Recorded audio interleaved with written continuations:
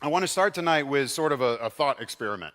Imagine you, your family are sitting at home. There's a knock at the door, and you do what any polite, hospitable person would do when there's a knock at the door. You check the app on your phone for your camera, right? You take a look at who's there, and you see a little bit of literature in their hands, and you see this small book that they're carrying that kind of looks like a Bible, but not quite. Now, I don't know how you react to that situation. Some of you may be thinking, okay, well, that's when you draw the blinds, you turn the lights off, you give it a few minutes, and then we're done, right?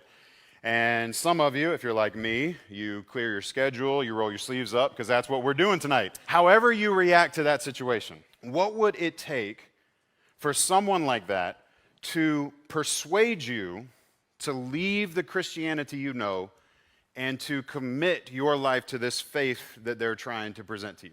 How much would it take for them to persuade you? The reason I'm asking is because this one time Jesus was asked, what's the greatest commandment? He said, the greatest commandment is to love the Lord your God with all your heart, with all your soul, with all your mind. And the second is like it, to love your neighbor as yourself. And then he says, on these two commandments hang all the law and all the prophets.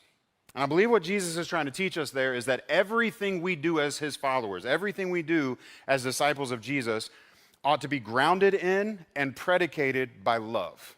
And then Jesus gives us that really helpful phrase at the end there, to love your neighbor as yourself.